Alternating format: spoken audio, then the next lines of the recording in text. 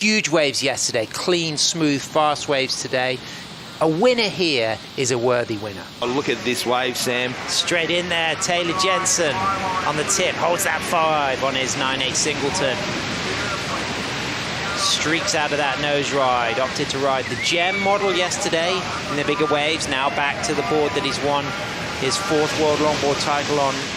Last year, a reigning World Longboard champion, our reigning Bioglan Bells Beach Longboard champion as well. T.Jensen now connecting through to the inside and seems to hang in there with an incredible read on the high line here and accelerating through the flex and the precision into a big down carve on the inside, and there it is in the sand. Here it is on the replay, Josh. Let's see how far this is going to go in the excellent range. The biggest wave we've seen for a long time in the last few heats. Beautiful nose ride driving, then laying it on the rail. Nice carve back to the pocket, Sam. So far, 2 massive manoeuvres to start this one, and then the work through this dead section.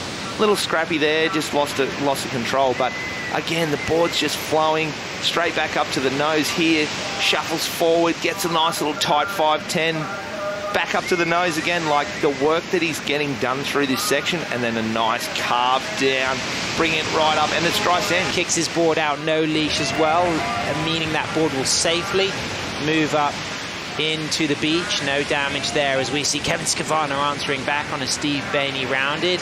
Pintail with fresh artwork down at Maddie Shea's Pale Horse Surfboards factory 3 days ago as Skvarna back up for a 5 and then walks back to the tail. Josh Constable, what a really radical exchange from both of the surfers representing California. Yeah, this is a crazy, crazy start. Kev finishing that one off, little scrappy, but he liked that one. And then that's really committed, high and tight.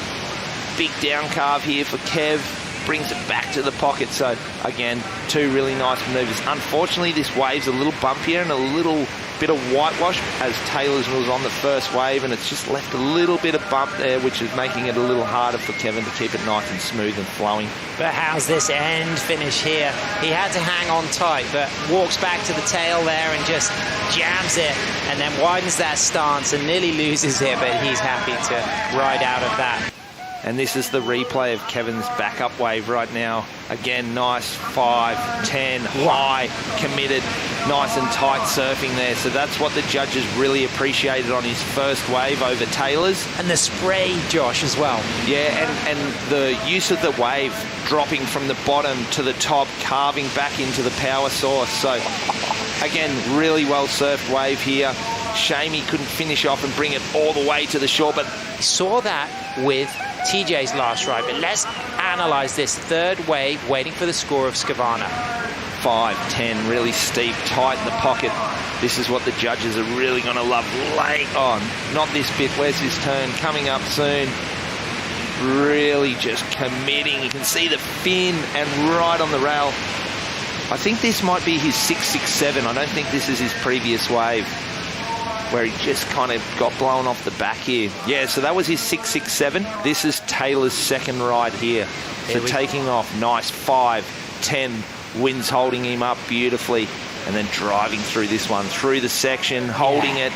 What do you think, Sam? You like that? Well, I like the way he went through the section and then really unleashed. But you know what I like as well is the read and the lines he takes through this section. Yeah, just utilising that length of board and the trim speed.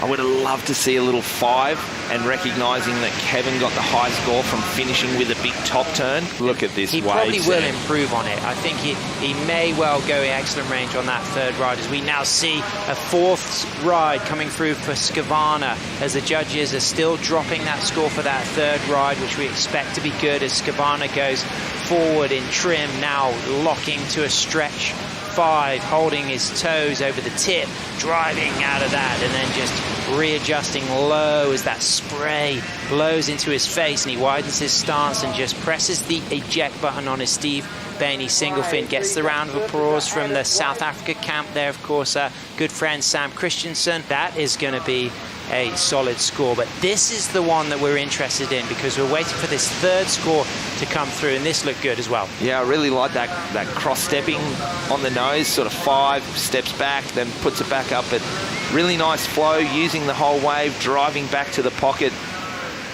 The judges are really loving this surfing of Kevin, where it's just, he's always busy. If he's not on the nose, he's really laying that rail in and driving and carving.